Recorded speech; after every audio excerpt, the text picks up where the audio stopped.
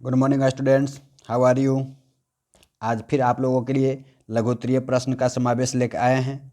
तो आप लोग एग्ज़ाम के पहले इस सेट को ज़रूर देख लीजिएगा, क्योंकि अब एग्ज़ाम में ज़्यादा दिन नहीं, मात्र 2 दिन बचे हैं। तो एग्ज़ाम देने के पहले लघुत्तरीय प्रश्नों को आप एक बार देख लीजिएगा। इस सेट से आपको लगभग 2 से 3 क्वेश्चन आपको मिल जाएंगे। तो आज का हमारा जो पहला क्वेश्चन है, रामापिथेकस और ड्रापिथेकस में अंतर। इससे ऑब्जेक्टिव क्वेश्चन कई बार आ चुके हैं 12th के बायोलॉजी एग्जाम में। ठीक है, तो रामापिथेकस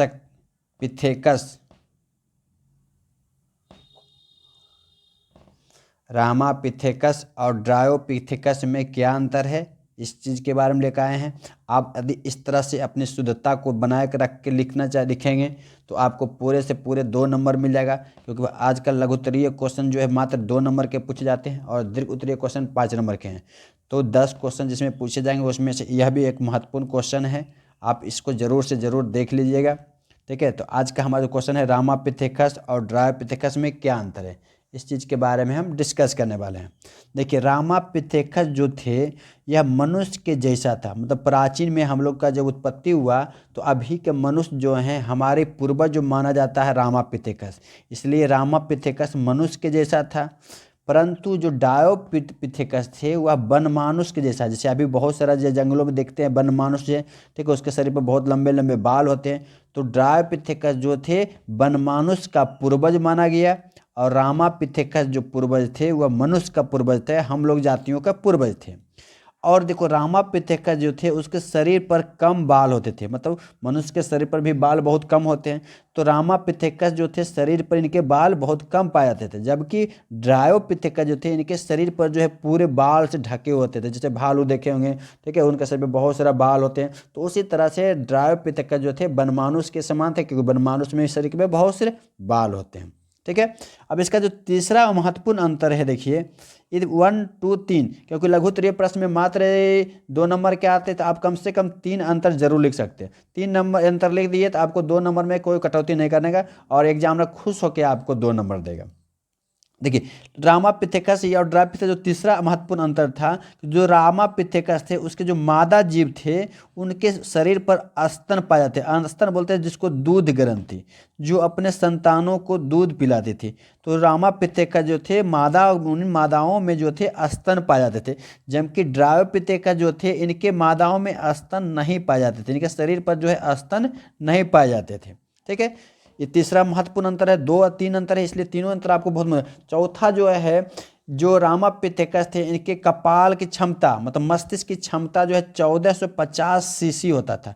कपाल की क्षमता जो है 1450 सीसी होता था, जबकि ड्रायोपिथेकस जो थे इनके कपाल की जो क्षमता होती थी 450 सीसी था। मतलब इनके मस्तिष्क का एक वजन का जो था सीसी में जो नापा जाता है उसको तरह से। तो ड्रायोपिथेकस और रामापिथेकस में 2-3 बार एग्जाम प्रीवियस में आ चुके हैं, तो आप इस सेट को जरूर से देख लीजिएगा। नेक्स्ट हमारा जो क्वेश्चन है, महत्वपूर्ण क्वेश्चन है, इक्रोमैटिन एवं हेट्रोक्रोमैटिन में अंतर क्या है। इक्रोमैटिन और हेट्रोक्रोमैटिन में अंतर क्या है। तो इक्रोमैटिन जो था यह हल्का अभिरंजित पदार्थ था, ठीक है, जो डीएनए से जुड़े होते थे। और हेट्रोक्रोमैटिन जो है गाढ़े रंग का यह होता था, यह गाढ़े रंग का होता था, यह हल्का अभिरंजित, मतलब पानी की तरह चिपचिपे होते थे। लेकिन यह जो हेट्रोक्रोमैटिन थोड़ा गाढ़ा होते थे। ठीक है, और इसमें क्रोमैटिन ढीले ढाले बंधे रहते थे। क्रोमैटिन बताया था बहुत सारा बंधन से डीएनए जो बनते हैं, बहुत सारा बॉन्ड होते हैं, तो इसका जो क्रोमैटिन होते थे, जालीनुमा रचना जो होते थे, वह ढीले ढाले होते थे। जबकि हेट्रोक्रोमैटिन के जो थे यह काफ़ी अच्छे ढंग से बने होते, मतलब इस तरह से टाइट बने होते थे कि लगता था कि कुछ आपस में बहुत सारा फिक्स जुड़े हुए हैं। तो जो हेट्रोक्रोमैटिन होते थे वह गाढ़े होते थे और काफ़ी अच्छे तरह से बंधे होते थे, जबकि इक्रोमैटिन हल्के होते थे, अभिरंजित होते थे और ढीले ढाले बंधे होते थे। तो लघुत्तरीय में आपको पता है कि 2 नंबर का आता है, तो 2 नंबर के लिए यह बहुत मस्त है, क्योंकि 2 नंबर का जो क्वेश्चन होते हैं ये 40 से 60 वर्ड में लिखना होता है। ठीक है, कम से कम 40, मैक्सिमम 60 लिख रहे हैं, और बीच का भी है तो लिख सकते हैं। लेकिन आपका सटीक आंसर यदि 40 यहाँ 35 भी हो रहा है तो आपको नंबर पूरा पूरा मिल जाएगा। इसमें एग्जामिनर किसी प्रकार के नंबर में कटौती नहीं करेंगे। नेक्स्ट बहुत महत्वपूर्ण क्वेश्चन है जो 2018 और 20 में आए हुए हैं। 2018 और 20 के एग्जाम में आए हुए हैं। तो क्वेश्चन जो तीसरा है नेक्स्ट महत्वपूर्ण है, जन्म दर एवं मृत्यु दर में अंतर बताएं। यह क्वेश्चन जो है आर्ट्स पेपर में कई बार आ चुके हैं, अर्थशास्त्र में भी कई बार आ चुके हैं और ज्योग्राफी में भी आ गए, लेकिन बायोलॉजी के हिसाब से भी यह महत्वपूर्ण चैप्टर है, क्योंकि बायोलॉजी में भी जनसंख्या के बारे में पढ़ते हैं, जन्म दर के बारे में पढ़ते हैं, इसलिए जन्म दर एवं मृत्यु दर में अंतर क्या है ये जानिए। अब देखिए जन्म दर क्या होते हैं पहले ही जान रहा है, उसके बाद मृत्यु दर, वही हो गया अंतर। प्रति 1000 व्यक्तियों में प्रति वर्ष जीवित जन्म लेने वाले बच्चों की संख्या को जन्म कहते हैं। मतलब 1000 परिवार में जितने बच्चे एक वर्ष में जन्म ले रहे हैं उसको जन्म दर कहते हैं। अब प्रति 1000 व्यक्तियों में हर वर्ष मृत होने वाले लोगों की संख्या को मृत्यु दर कहते हैं। अब एक साल में 1000 व्यक्ति में कितने लोग मर रहे हैं तो उसको मृत्यु दर कहते हैं। ठीक है, अब इससे काफ़ी आबादी के आकार का वृद्धि एवं आबादी घनत्व में वृद्धि होती है। जब ज़्यादा बच्चे जन्म लेंगे तो जनसंख्या तो ज़्यादा बढ़ेगा, इसलिए आबादी घनत्व में क्या होगा, वृद्धि होगा। अब जब व्यक्ति ज़्यादा मरेंगे तो क्या होगा, आबादी के घनत्व में कमी होगा। ठीक है, क्योंकि जनसंख्या जन्म दर क्या होते हैं, जब ज़्यादा संतान जन्म लेंगे तो जनसंख्या बढ़ेगा।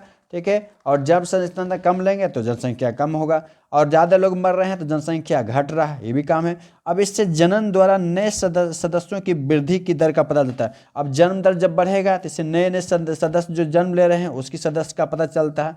लेकिन मृत्यु दर में क्या होता है, इससे जीवों की मृत्यु दर का पता चलता है कि एक साल में कितने व्यक्ति कितने जीव मर रहे हैं। ठीक है, अब इसको एग्जाम्पल के थ्रू आप समझ सकते हैं।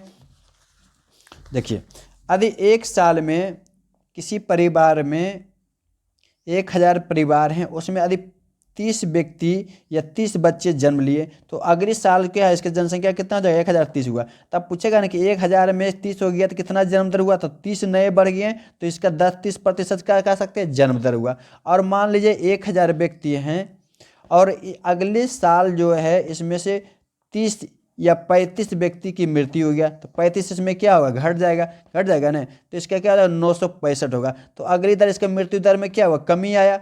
अब कमी या जब वृद्धि कैसे निकाल सकते हैं, ये मतलब 35 तो मर गए हैं तो मरे हैं 35, अब जन्म दर में क्या 30 बढ़ा है और यहाँ 35 घटा है, तो बढ़ा कितना बाबू, तो 1005 बढ़ा। तो हम कह सकते हैं इसको कहेंगे आबादी में वृद्धि कितना प्रतिशत हो गया, तो 5% आबादी हुआ, क्योंकि 30 पहले बढ़ा तो 130 हुआ, यहाँ 35 हुआ तो 965 घटा देंगे, इसमें 965 घटाएंगे ना, तो 5 बचेगा, यह 9 बचेगा और यह 9 बचेगा।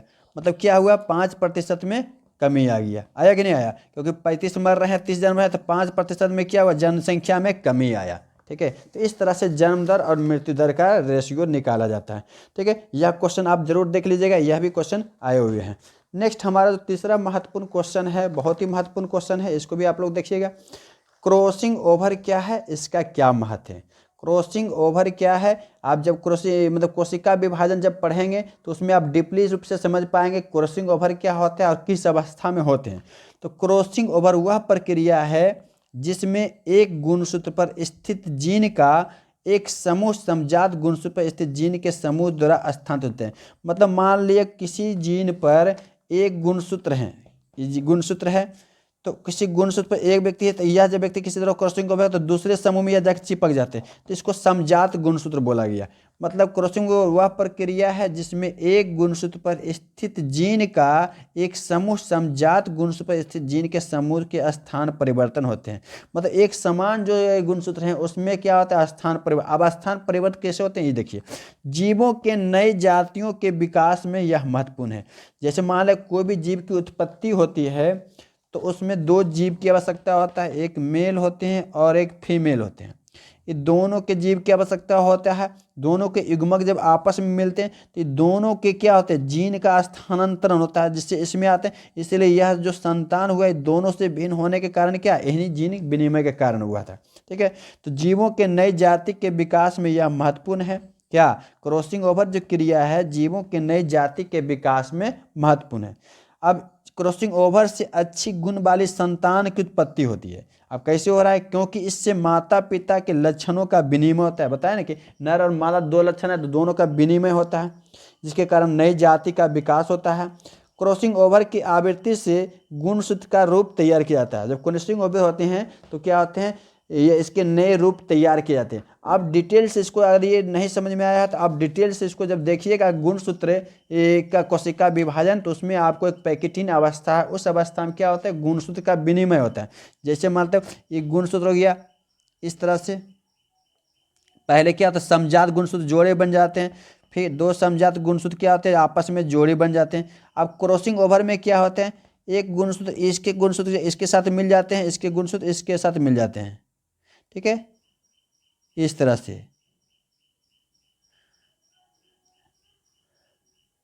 फिर अगली अवस्था में क्या होता है, इसका पार्ट टूट के इसमें चला जाता है, इसका पार्ट टूट के इसमें चला जाता है।